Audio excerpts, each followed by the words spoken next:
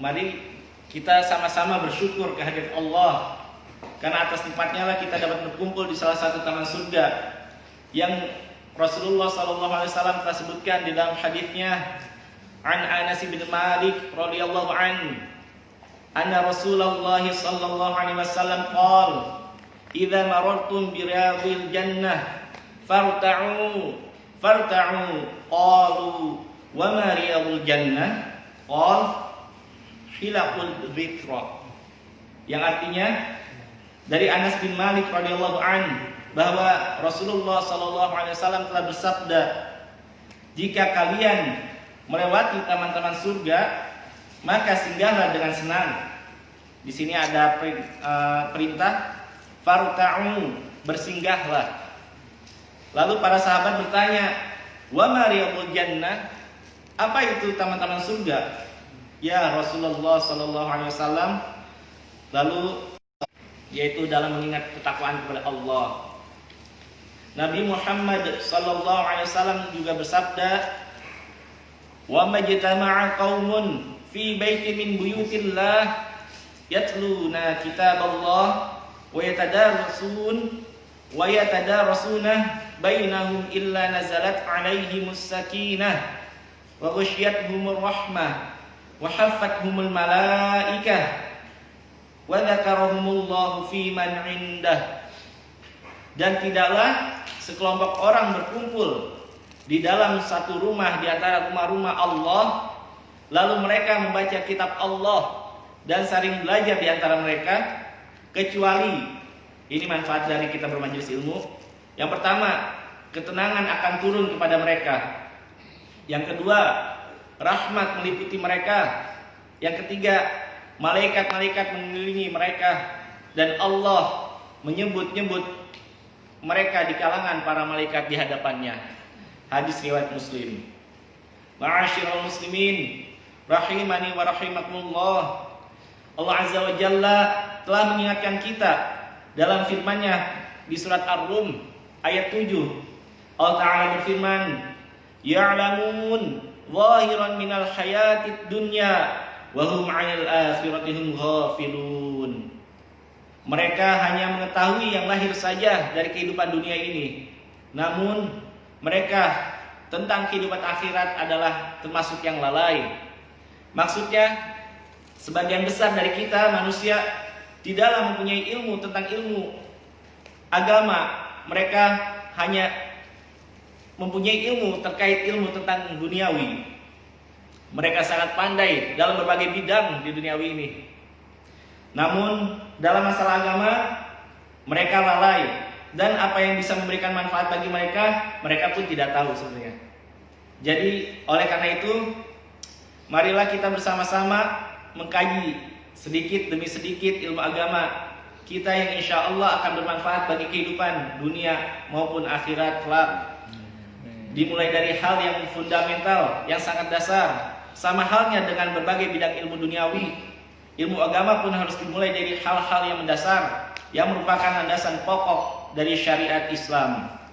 Insya Allah, sebagaimana yang saya sampaikan di awal tadi, pada kesempatan kali ini kita akan mengkaji sebuah hadis yang merupakan hadis kedua dari kitab Arba'in An-Nawawiyah, yaitu karangan Imam An-Nawawi, atau disebut juga dengan hadis Jibril, karena hadis ini secara langsung Jibril menyerupai manusia datang ke halaqah Rasulullah sallallahu alaihi wasallam. Hadis ini berbunyi, an Umar radhiyallahu anhu aidan qol. Kenapa di sini ada aidan yang artinya juga? Karena di dalam hadis sebelumnya, hadis pertama di kitab Arba'in An-Nawawiyah, yang meriwayatkan hadis pertama tersebut juga Umar. Maka di hadis yang kedua di dalam kitab An-Nawawiyah ini disebutkan lagi aidan. An Umar radhiyallahu an aidan qal bainama nahnu julus inda Rasulillah sallallahu alaihi wasallam dzata yaum iqala alaina rajulun shadid bayadhi thiyab shadidu sawadi sya'r la yura alaihi atharu safar wa la ya'rifuhu minna ahad hatta jalasa ila Nabi sallallahu alaihi wasallam fa asnada rukbatayhi ila rukbatayhi wa wada'a kaffayhi ala fakhidayhi wa qala ya Muhammad akhbirni 'anil Islam. Faqala Rasulullah sallallahu alaihi wasallam al-Islamu an tashhadu an la ilaha illallah wa anna Muhammadan abduhu wa rasuluh wa anna Muhammadan rasulullah wa tuqimus shalah wa tu'tiyaz zakah wa tasuma ramadan wa tahujjal bait in istata'tu ilaihi sabila. All sodak fa'ajibna lah. Kata Umar bin Khattab, mereka fa'ajibna, aneh dengan orang yang bertanya tapi dia juga yang bilang sodak, kamu benar, padahal orang tersebut yang bertanya. Maka para sahabat merasa keheranan, fa'ajibna lah, yas'aluhu wa yusaddiquh. Dia yang bertanya tapi dia juga yang jawab benar gitu. Lalu orang laki-laki tersebut kembali berkata, all fa akhbirni 'anil iman. All sallallahu alaihi wasallam an tu'minu billah wa malaikatihi wa kutubihi wa rusulihi wal yaumil akhir wa tu'mina bil qadri khairihi wa syarrihi. All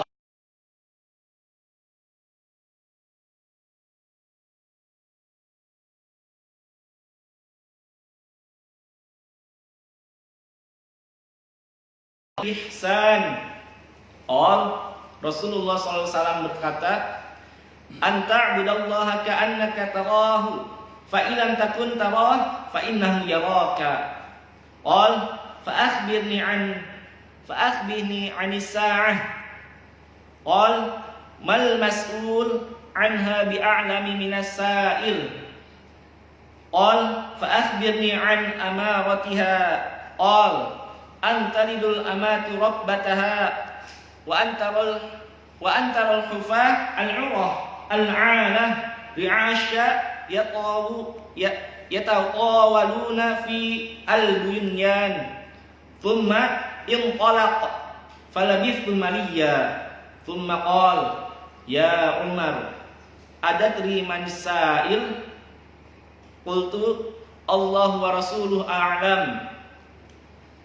Qala fa innahu Jibril atakum yu'allimukum dinakum. Rawahu Muslim. Jadi memang hadis yang kedua ini hadis yang termasuk panjang di dalam kitab Arba'in Nawawi karena betul-betul terkandung makna apa itu Islam, apa itu iman, apa itu ihsan, tingkatan kita dalam beragama. Jadi arti dari hadis yang tadi saya bacakan bahwa dari Umar bin Khattab radhiyallahu anhu berkata, suatu ketika kami para sahabat duduk di dekat Rasulullah sallallahu alaihi wasallam. Lalu tiba-tiba muncul kepada kami di hadapan kami seorang laki-laki mengenakan pakaian yang sangat putih, rambutnya amat hitam, dan tak terlihat padanya tanda-tanda bekas perjalanan. Maksudnya tidak lusuh atau gimana? Karena pada zaman dulu di padang pasir itu pasti ada bekas kayak lusuh atau udah kotor, kumel, dan tak ada seorang pun di antara kami yang mengenalnya. Tapi nggak ada yang kenal, pasti ini orang dari jauh. Tapi nggak ada tanda-tanda bekas perjalanan. Nah, para sahabat mulai keheranan. Lalu orang tersebut segera duduk di hadapan Nabi Shallallahu Alaihi Wasallam. Lalu lututnya orang ini disandarkan kepada lututnya Nabi dan meletakkan kedua tangannya di atas kedua paha Nabi Shallallahu Alaihi Wasallam. Kemudian laki tersebut berkata, hai Muhammad, beritahukan kepadaku tentang Islam.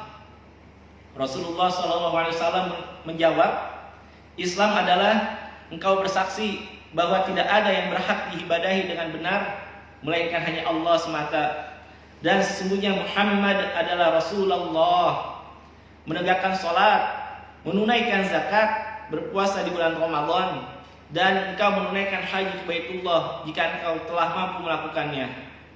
Lalu lelaki yang bertanya tadi menjawab, engkau benar. Lalu para sahabat bilang, maka kami pun keheranan.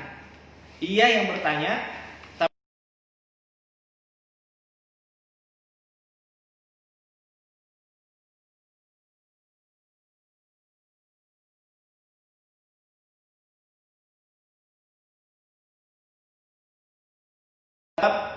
Iman adalah engkau beriman kepada Allah, malaikatnya, kitab-kitabnya, para rasulnya, hari akhir, dan beriman kepada takdir Allah yang baik maupun yang buruk. Lalu ia pun berkata, engkau benar. Dan bertanya lagi, lalu beritahukanlah kepadaku tentang ihsan. Nabi Muhammad SAW menjawab, hendaklah engkau beribadah kepada Allah seakan-akan engkau melihatnya. Kalaupun engkau tidak melihatnya, yakinlah sesungguhnya Allah melihatmu. Lalu lelaki itu bertanya lagi, beritahukanlah kepadaku kapan terjadinya kiamat. Nabi Muhammad SAW berkata, yang ditanya yaitu Nabi Muhammad SAW tidaklah lebih mengetahui daripada yang bertanya, yaitu Jibril yang laki-laki ini. Jadi ini membuktikan bahwa Nabi Muhammad SAW tidak mengetahui hal-hal yang gaib. Ini yang harus kita imani. Lalu lelaki ini pun bertanya, beritahukan kepadaku tentang tanda-tandanya saja, tanda-tanda hari kiamat. Lalu Nabi Muhammad SAW menjawab, yang pertama, jika seorang budak wanita melahirkan tuannya. Jika engkau melihat orang yang bertelanjang kaki, ini yang kedua, jika engkau melihat orang yang bertelanjang kaki tanpa memakai baju, miskin, serta pengembala kambing telah saling berlomba dalam mendirikan bangunan megah yang menjulang tinggi. Lalu kemudian laki-laki tersebut segera pergi, dan para sahabat pun terdiam untuk beberapa saat. Tiba-tiba Nabi bertanya kepada perawi hadis ini, yaitu Umar bin Khattab, wahai Umar, tahukah engkau siapa yang bertanya tadi? Lalu Umar menjawab, di salah satu adab dari para sahabat selalu mereka radhiyallahu anhum menjawab, Allah dan Rasulnya lebih mengetahui, meskipun mereka telah mengetahui. Jadi adab kita kepada seorang alim salam, maka para sahabat pun menjawab, Allah dan Rasulnya lebih mengetahui dari kami, maksudnya.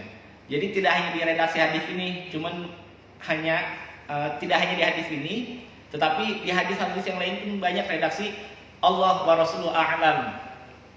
Lalu beliau bersabda, dia adalah Jibril yang mengajarkan kalian tentang agama Islam. Hadis riwayat Muslim.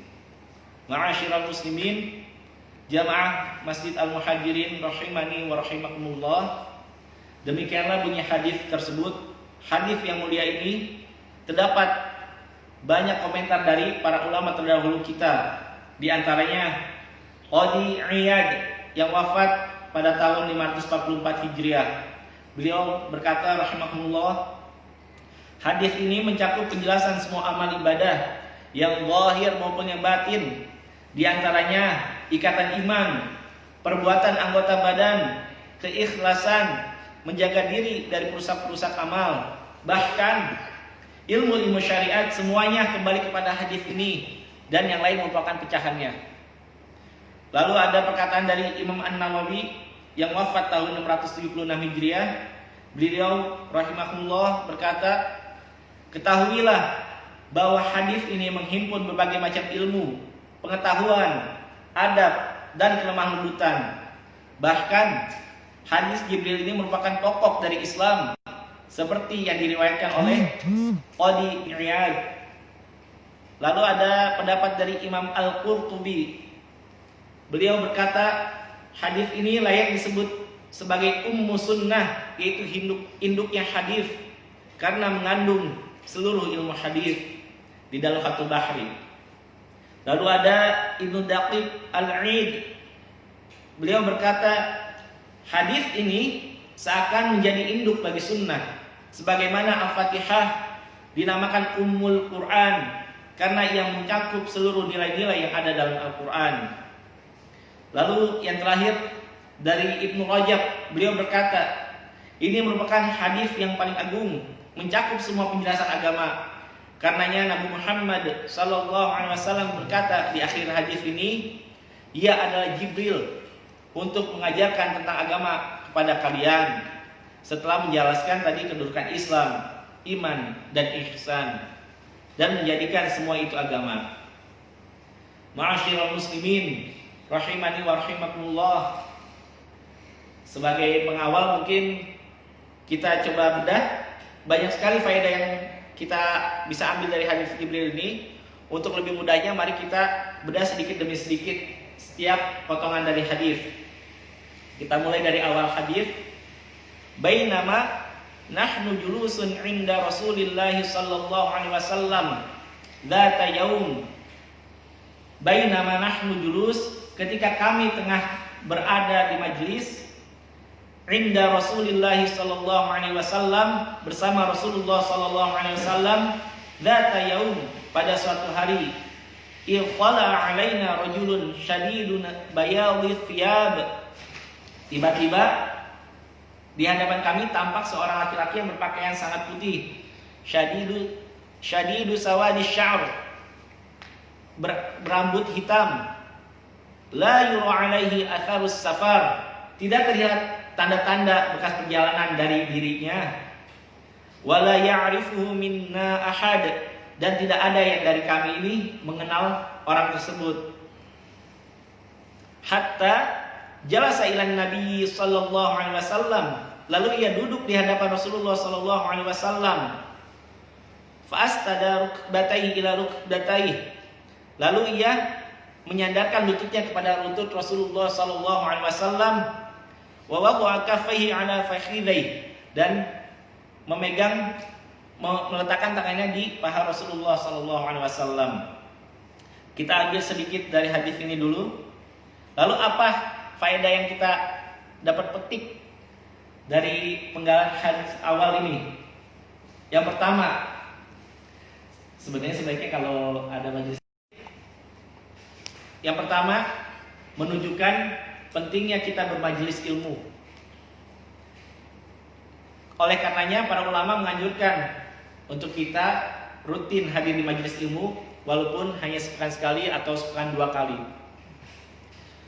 Hal ini disampaikan pada awal hadis, bainama nahnu julus, ketika kami tengah berada di majelis. Jadi para sahabat dahulu sering sekali bermajelis, berhalaqah bersama Rasulullah sallallahu alaihi wasallam. Inilah yang ditunjukkan pentingnya bermajelis. Lalu yang kedua, betapa mulianya akhlak Rasulullah sallallahu alaihi wasallam. Akhlak tersebut adalah sifat ketawaduan Rasulullah sallallahu alaihi wasallam.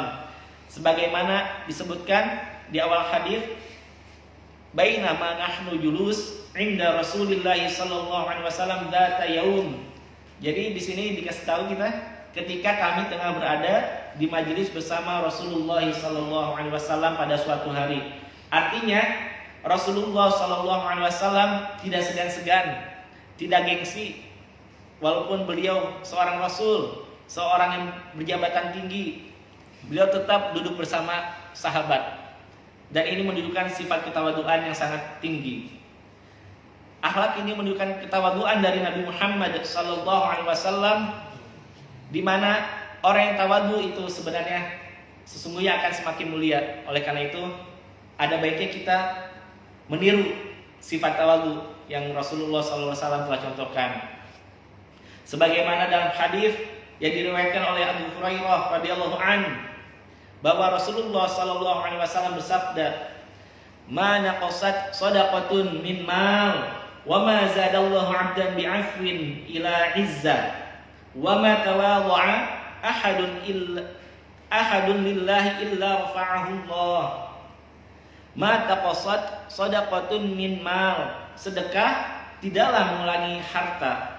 Wa ma zadallahu 'abdan bi'afwin illa 'izza, tidaklah Allah menambahkan kepada seorang hamba sifat pemaaf, melainkan akan semakin memuliakan dirinya. Wa ma tawadha'a, nah ini redaksi tawadhu.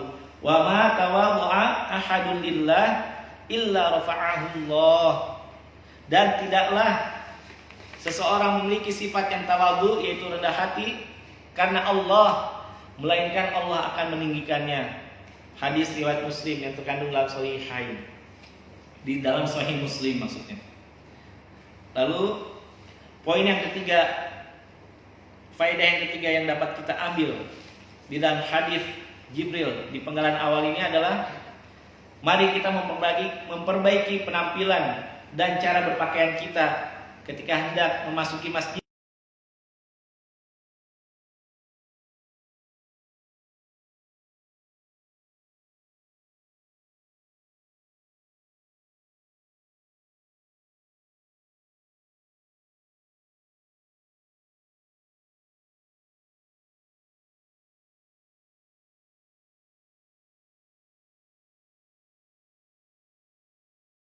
yang sangat hitam, artinya benar-benar orang ini menjaga penampilannya. Jadi disunahkan bagi kita untuk memakai pakaian yang rapi, pakaian yang bersih, dan wangi-wangian ketika hendak memasuki masjid. Lalu apalagi faedah berikutnya? Yang keempat adalah apabila di dalam majelis ilmu dianjurkan untuk duduk mendekat kepada yang menyampaikan ilmu. Sebenarnya lebih rapat, lebih baik. Ini dibuktikan dengan pengarang hadis, hatta jalasa ila Nabi sallallahu alaihi wasallam fa asnada rukbatayhi ila rukbatayhi. Jadi dia menyandarkan lutut dengan lututnya, berarti benar-benar sangat dekat. Lalu wa wada'a kaffaihi ala fakhidaihi, dan orang ini meletakkan tangannya ke paha Nabi Muhammad sallallahu alaihi wasallam. Jadi betapa dekatnya orang ini dalam bermajelis ilmu, dan ini menunjukkan kesungguhannya dalam mendatangi majelis ilmu untuk mendapatkan kebenaran, untuk menghilangkan kejahilan. Itu tadi 4 faedah yang kita petik dari penggalan hadis di awal. Mari kita lanjutkan penggalan hadis berikutnya. Waqal ya Muhammad akhbirni 'anil Islam. Dan orang tersebut kemudian berkata, ya Muhammad akhbirni 'anil Islam. Wahai Muhammad, beritakanlah, kabarkanlah. Akhbirni itu beritakanlah, kabarkanlah atau beritahukanlah kepadaku tentang Islam. Lalu faqal Rasulullah sallallahu alaihi wasallam, Nabi Muhammad sallallahu alaihi wasallam menjawab, al-Islamu an tashhadu an la ilaha illallah. Islam itu adalah engkau bersaksi tidak ada yang berhak diibadahi dengan benar melainkan hanya Allah. Wa anna Muhammadar Rasulullah, dan Muhammad adalah Rasul Allah. Wa tuqimus shalah, menegakkan salat yang 5 waktu. Wa tu'tiyaz zakah, menunaikan zakat. Di sini zakat wajib itu zakat fitrah. Wa tasuma Ramadan, berpuasa di bulan Ramadan. Wa tahujjal bait in istata' ilaihi sabila, dan berhaji, engkau menunaikan haji ke Baitullah jika engkau telah mampu melakukannya. Jadi lucunya di akhir-akhir ini saya sendiri mengalami banyak orang yang bilang, mengapa Bapak belum naik haji, padahal misal udah punya mobil, rumah udah 2, atau sudah punya motor. Padahal kewajibannya di sini menunaikan haji jika telah mampu. Banyak orang yang menjawab kenapa nggak naik haji, karena belum siap atau belum terpanggil. Nah, di sini para ulama memberikan pendapatnya. Yang pertama, berdasarkan dalil ini istata' ilaihi sabila, jika engkau telah mampu. Jadi bukan jika engkau telah siap. Jadi kalau misalkan udah banyak hartanya, insya Allah udah siap, kebutuhan pokoknya, kebutuhan sehari-harinya sudah terpenuhi, tapi tetap belum buka rekening haji misal, padahal cuman bukanya misalkan cuma 500.000 atau per bulannya 100.000 kita tabung. Para ulama bersepakat ia berdosa, karena ini adalah suatu kewajiban dengan syarat jika ia telah mampu. Jadi apabila kita udah punya gaji, alhamdulillah bisa mencukupi kehidupan kita sehari-hari, kebutuhan sehari-hari, dan punya motor, punya mobil, punya rumah, alhamdulillah, tapi belum tergerak hatinya untuk menunaikan rukun Islam yang kelima ini, maka patut dipertanyakan keislamannya. Karena ini adalah definisi Islam yang sangat mendasar. Engkau menunaikan haji ke Baitullah jika engkau telah mampu melakukannya, bukan jika engkau telah siap.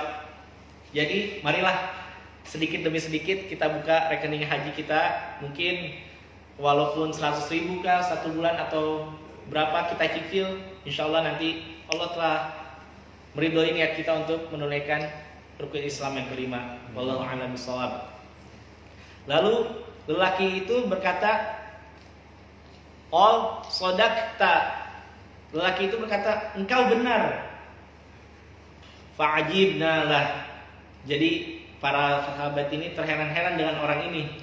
Yas'aluhu wa yusaddiqu. Ia yang bertanya dan ia pula yang membenarkan. Karena para sahabat ini nggak tahu sebetulnya ini siapa sih orang yang tiba-tiba datang, duduk dekat majelis Rasulullah, langsung ke depan Rasulullah. Maksudnya sahabat, kenapa langsung ke Rasulullah SAW yang dipilih? Padahal di situ banyak orang sedang berkumpul dari awal hadis. Jadi seakan-akan orang ini udah tahu ini loh Rasulnya. Sedangkan kalau waktu cerita Nabi Muhammad SAW hijrah ke Madinah, orang-orang Ansar itu berpikir bahwa nabinya itu Abu Bakar.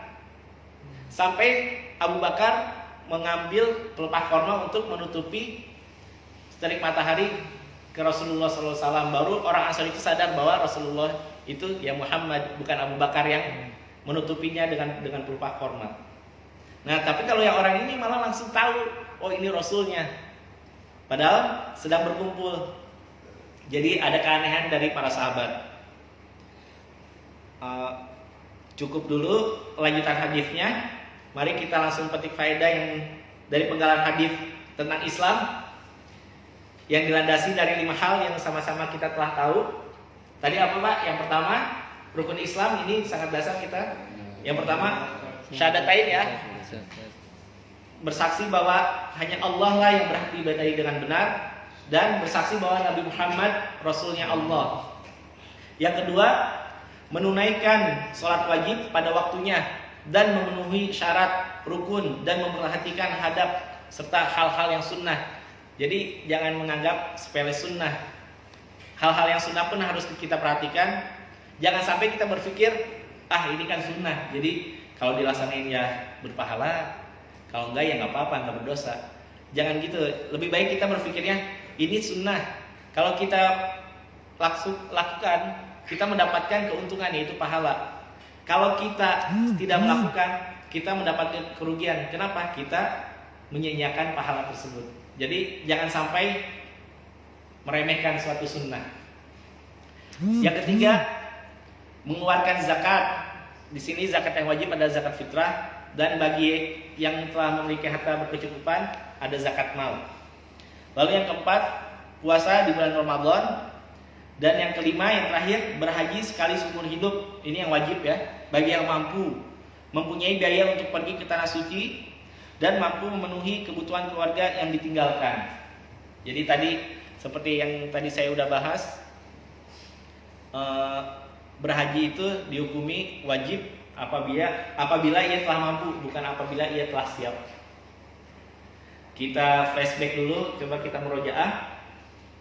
Sebenarnya Islam itu apa sih? Kan tadi kita ngomongin Islam nih, dan ada rukun-rukun Islamnya yang 5, mungkin kita semua tahu. Tapi sebenarnya arti dari Islam itu apa sih sebenarnya? Ada yang tahu Pak? Selamat. Terus ada lagi yang tahu? Ada lagi pendapat? Berserah diri. Ada lagi Pak? Islam? Sambil saya minum ya.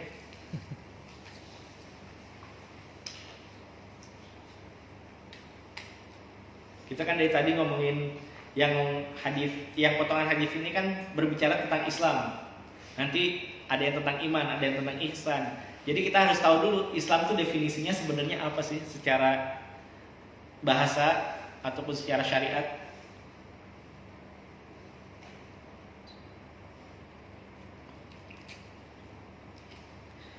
Jadi sebenarnya al-Islamu al-istislam, menurut bahasa artinya al-inqiyad, yaitu patuh dan tunduk. Sedangkan menurut syariat yaitu menampakkan ketundukan atau tadi benar berserah diri dan memperlihatkan syariat serta berpegang teguh dengan yang dibawa oleh Rasulullah SAW. Dengan hal tersebut terpeliharalah dan terjagalah darah seorang muslim dari segala yang dibenci. Dalam hadis yang kita sebutkan bahwa Rasulullah SAW mendefinisikan Islam dengan amalan-amalan anggota yang tampak, yang zahir, yaitu berupa perkataan dan perbuatan. Ya, perbuatan lisan yang pertama tadi, syahadatain, asyhadu an la ilaha illallah wa anna muhammadar rasulullah.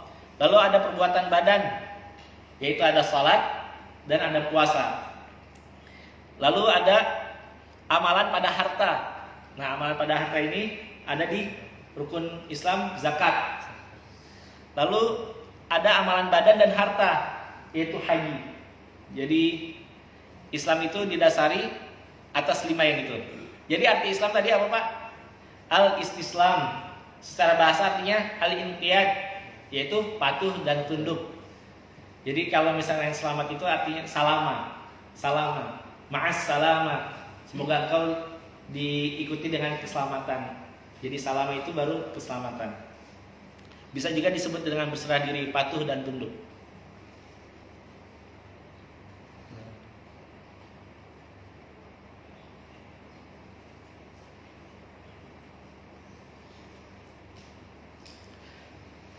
Sebenarnya saya sudah pernah menyampaikan tentang syarat-syarat dari la ilaha illallah. Mungkin ada yang ingat waktu khutbah Jumat saya pertama kali di sini, atau pada tidur ya? Coba ya, saya buka lagi. Jadi kalau misalkan sebenarnya yang kita belajar dari pertama, kita bedah dulu yang mengucapkan 2 kalimat syahadat. Mungkin yang rukun sholat, syarat sholat kita udah tahu, rukun berpuasa, syarat puasa kita tahu, rukun zakat dan haji kita udah tahu.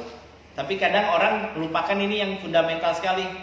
Tidaklah dikatakan seseorang Islam sampai ia bersyahadat, sampai ia mengucapkan 2 kalimat syahadat. Jadi kalau dia sholat, dia puasa, dia zakat, tapi tidak bersyahadat, dia tidak diterima amalannya, karena dia belum bersyahadat. Jadi tingkatan ini, mengucapkan 2 kalimat syahadat, menunaikan sholat, dan sholat ini merupakan ibadah yang tertinggi. Adapun dalil yang lain menunjukkan ibadah yang tertinggi, puncaknya iman adalah jihad fisabilillah. Mari kita flashback untuk syarat-syarat dari la ilaha illallah. Syarat pertama dari la ilaha illallah, ada yang ingat Pak? Atau gak usah berurutan? Ada berapa syarat la ilaha illallah?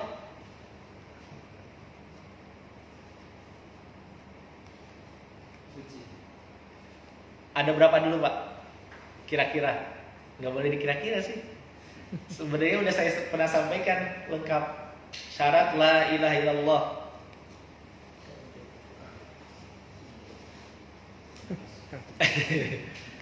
Berarti saking khusyuknya ya.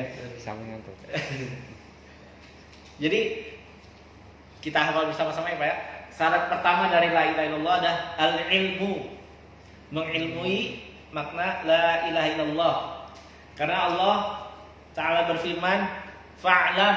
Nah di fa'lam ini, maka ketahuilah, maka ilmuilah, annahu la ilaha illallah, bahwa sesungguhnya tidak ada yang sesembahan yang berhak disembah dengan benar selain Allah.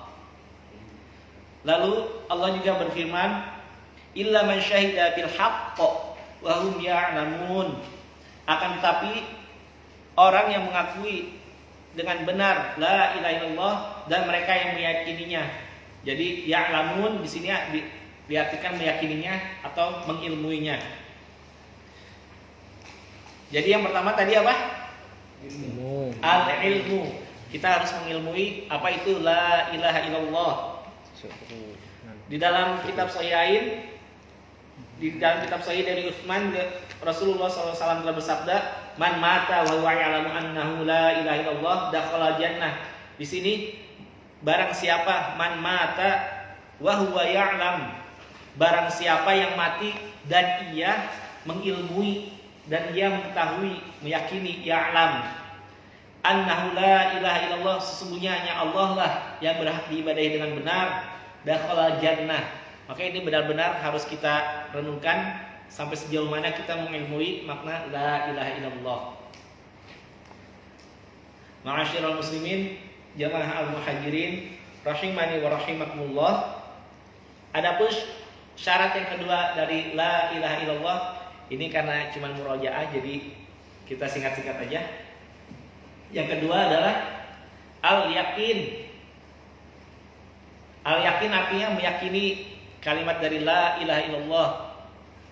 Maksudnya seseorang harus meyakini seyakin-yakinnya, gak boleh ragu sama sekali. Misal kita tetap sholat tapi mintanya ke kuburan misal. Nah itu berarti kan dia tidak meyakini dan tidak mengilmui malah bahwa Rabb semesta alam itu hanya Allah. Yang hanya memberi itu hanya Allah. Tempat kita meminta itu hanya Allah. Tidak boleh kita orang mati itu sebenarnya di kuburan itu kan membutuhkan doa dari yang masih hidup.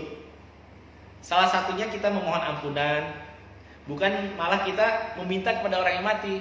Ini kebalik pola pikirnya.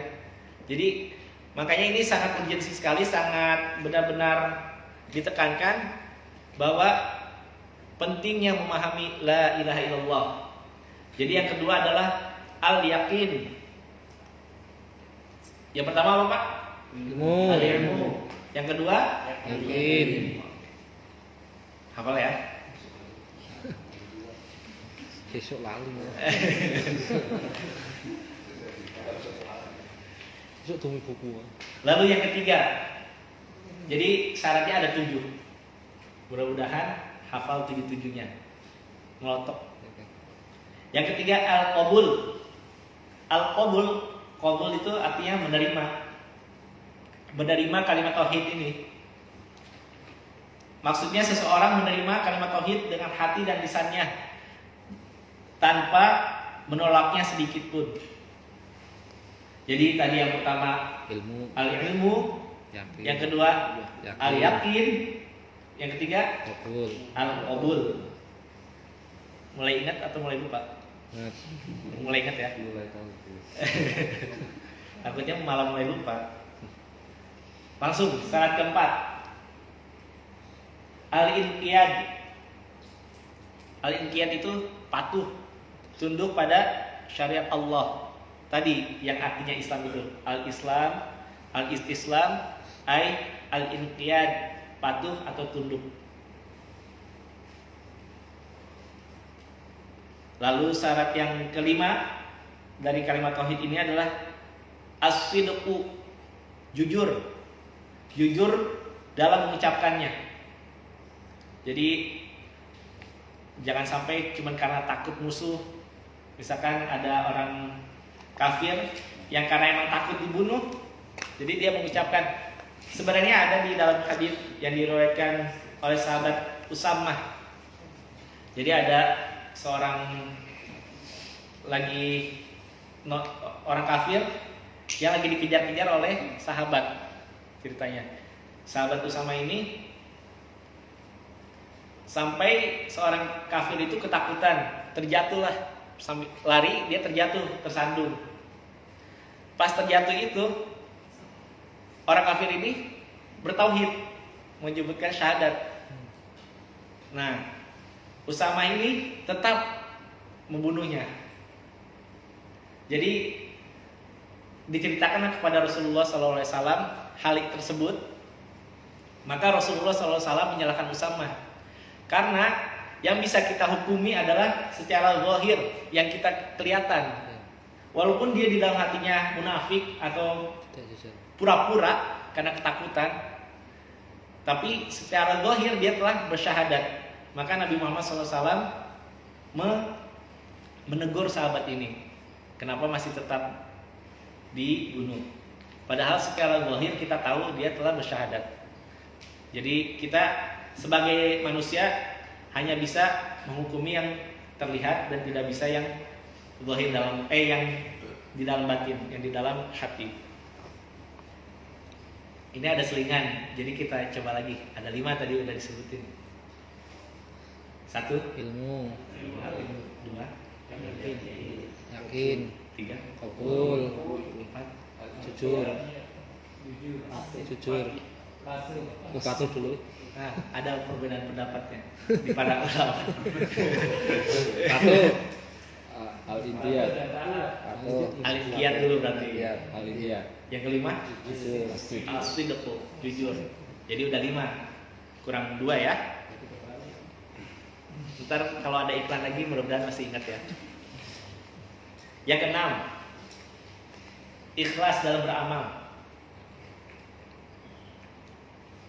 Di dalam surat Al-Bayyinah disebutkan wa ma umiru illa liya'budullaha mukhlishin lahud-din hunafa.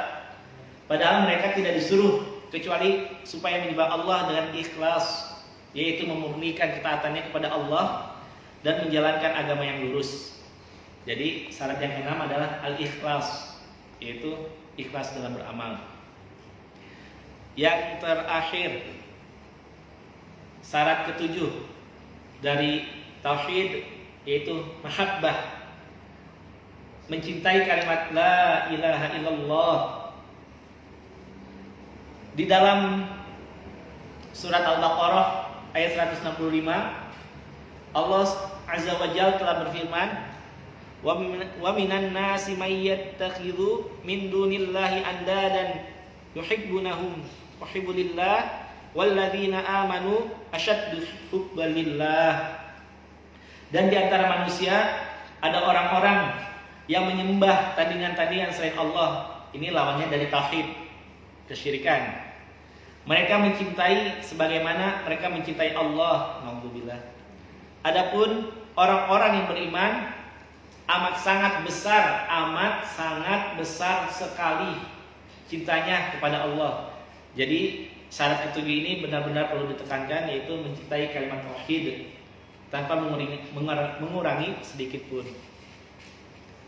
Sudah 7 ya. Jadi tadi yang pertama apa? Ilmu. 2, Yakin. 3, al-qabul. 4, al-inqiyad. 5, as-sidqu, jujur. Yang keenam, al-ikhlas. Yang ketujuh terakhir, cinta. Jadi insyaallah nanti pas murojaah di pertemuan berikutnya, mudah-mudahan benar-benar di murojaah ada yang jawab. Mungkin nanti DKM bisa nyiapin hadiah kali, Ya, boleh. supaya lebih meyakinkan. Biar termotivasi gitu, Iya. biar di murojaah ilmunya. Itu tadi intermezzo tentang syarat-syarat tauhid la ilaha illallah.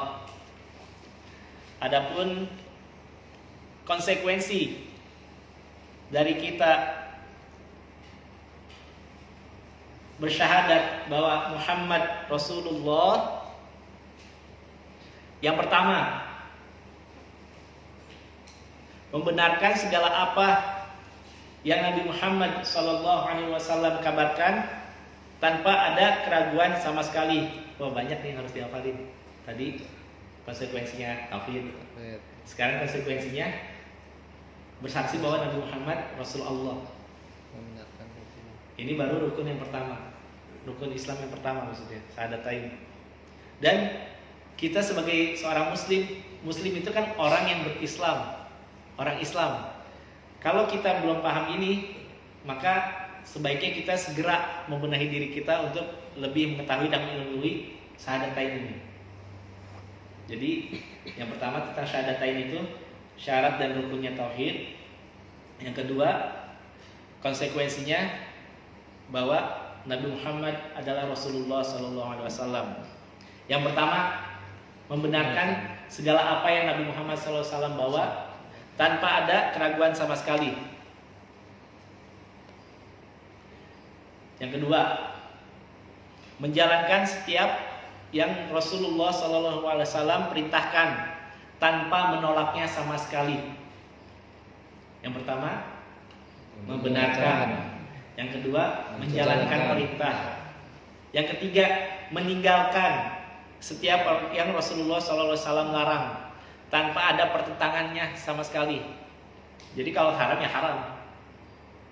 Jangan sampai, tapi kan menurut Syekh ini, menurut Ustadz ini ada khilafnya, secara hadisnya udah zahir misalkan itu haram. Jangan sampai dibuat jadi gak haram.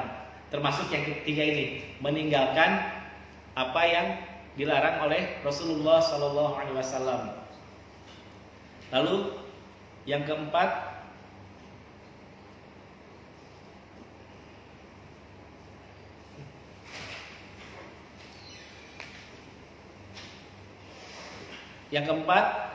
tidak mendahulukan perkataan manusia dibanding dengan perkataan Nabi Muhammad sallallahu alaihi wasallam. Jadi kita kalau ada dalil yang kita sampaikan dan itu sudah jelas dalilnya, secara zahir kita paham maknanya, tidak bisa kita tentangkan dengan pendapat manusia. Karena yang Rasulullah SAW sampaikan adalah wahyu dan pasti benar. Sedangkan kita yang memiliki akal sebatas-batasnya akal, yang paling pintar pun gak bakal sampai kepada wahyu. Jadi harus tunduk, harus patuh. Tidak mendahulukan perkataan manusia siapapun dibanding dengan perkataan Nabi Muhammad SAW. Karena ada suatu ketika seorang sahabat mendatangi sahabat yang lain. Seorang sahabat menyampaikan suatu hadis dari Rasulullah SAW. Tapi ada sahabat yang lain membantah dengan perkataan Abu Bakar. Kita tahu Abu Bakar itu sahabat yang paling mulia, manusia terbaik setelah para nabi, itu Abu Bakar. Lalu ada juga sahabat yang membantahnya dengan perkataan Umar. Lalu sahabat yang satu ini yang membawakan hadis, beliau berkata bahwa hampir-hampir saja langit itu runtuh karena engkau membandingkan perkataan Rasulullah SAW dengan perkataan selain Rasulullah SAW, yaitu di sini padahal sahabat yang mulia Abu Bakar As-Siddiq dan Umar Al-Khattab Al-Furqan radhiyallahu anhuma. Jadi tadi udah ada 4. Coba kita ulang. Syarat tauhid. Syarat tauhid ada 7. Tanpa nyontek. Yang pertama al-ilmu, yang kedua yang ketiga al-qabul, yang keempat al-inqiyad, yang kelima al-ikhlas, yang keenam asyidq dulu baru al-ikhlas, yang ketujuh mahabbah. Sekarang yang 4, konsekuensi beriman kepada Rasulullah SAW. Yang pertama membenarkan. Yang kedua menjalankan perintah. Yang ketiga meninggalkan larangan. Yang keempat tidak mendahului perkataan manusia. Yang kelima tidak membuat suatu ajaran yang baru dalam agama yang tidak diajarkan oleh Rasulullah SAW, baik berkaitan dengan akidah, perkataan, perbuatan. Karena setiap orang yang membuat hal-hal baru, tadi di awal saya bilang kan, fa inna asdaqal hadithi kitabullah wa ahsanul hadi hadyu Muhammadin sallallahu alaihi wasallam. Sebaik-sebaik petunjuk adalah petunjuknya dari Rasulullah sallallahu alaihi wasallam. Jadi kalau ada yang mengada-ngadakan ajaran Islam, berarti sesungguhnya tanpa disadari ia tidak merealisasikan syahadat wa anna Muhammadan Rasulullah, yaitu Muhammad adalah Rasulullah dengan benar. Jadi konsekuensinya yang ini tidak membuat hal-hal yang baru yang menyerupai syariat, karena masih menambah ajaran baru tersebut dan berarti juga tidak beradab kepada Rasulullah SAW. Dan sampai-sampai ada yang beranggapan, sebagian ulama mengatakan bahwa apabila seseorang mengadakan hal-hal yang baru dalam syariat yang menyerupai syariat, maka sesungguhnya ia telah secara tidak langsung mengatakan bahwa Rasulullah SAW telah menyelisihi wahyu, tidak amanah, tidak menyampaikan keseluruhan ajaran Islam.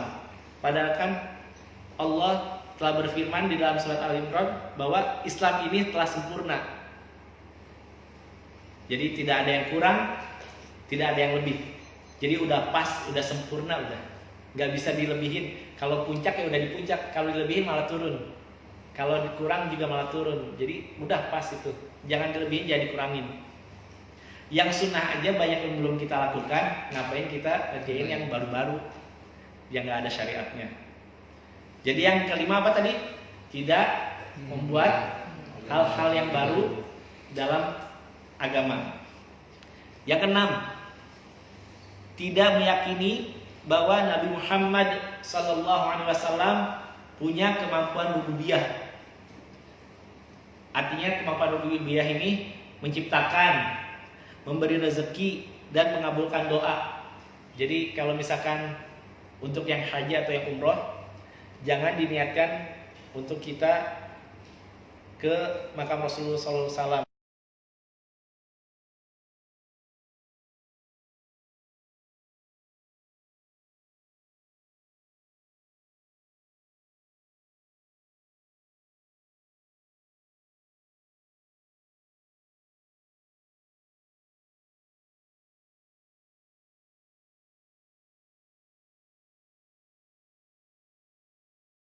Jangan sampai disalahgunakan, karena Rasulullah SAW tidak mempunyai kemampuan untuk menciptakan, untuk memberikan rezeki, dan untuk mengabulkan doa. Semua ini yang punya hanya Allah Subhanahu wa Ta'ala.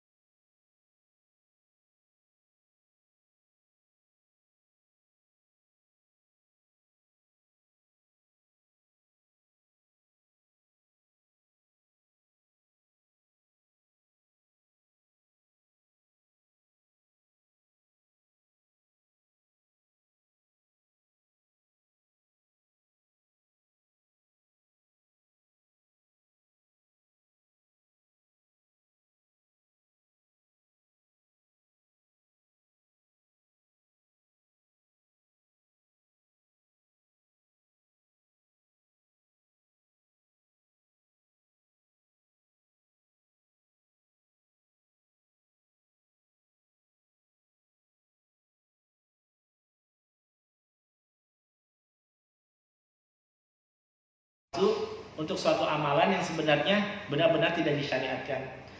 Sebenarnya minum kopi itu mubah, tapi kalau kita meyakini ada dalilnya kayak gitu, bisa jadi karena haram, karena kita tidak menghormati perkataan Rasulullah SAW. Begitu. Sudah jam 2. Jadi untuk kesempatan kali ini baru sedikit penggalan hadis di awal hadis, sama lanjutan hadis tentang Islam, dan itu pun baru tentang syahadatain. Tapi mungkin yang rukun Islam yang lain, alhamdulillah, mudah-mudahan saya berhusnuzon kita sudah paham. Sholat, zakat, puasa, berhaji. Yang perlu ditekankan tadi yang berhaji, karena banyak orang yang beranggapan haji itu apabila sudah siap. Tapi yang sebenarnya haji itu jika engkau telah mampu, bukan jika engkau telah siap. Tolong dibedakan. Kita cukupkan sampai di sini. Mohon maaf tidak ada sesi bertanya atau menjawab, karena saya bukan kapasitasnya untuk melakukan hal itu. Di sini saya hanya menyampaikan artikel-artikel yang telah dibuat oleh para ustadz dan para ulama. Kurang lebihnya mohon dimaafkan atas kekhilafan yang baik disengaja ataupun tidak dari yang saya ucapkan. Mari kita tutup majelis kita kali ini dengan doa kafaratul majelis. Subhanaka Allahumma wa bihamdika asyhadu an la ilaha illa anta astaghfiruka wa atubu ilaik. Mohon dimurojaah, mohon diingat tadi hal-hal, ada 7 syarat tauhid, ada 7 syarat bersyahadat Muhammadur Rasulullah. Akhir kalam, wassalamualaikum warahmatullahi wabarakatuh.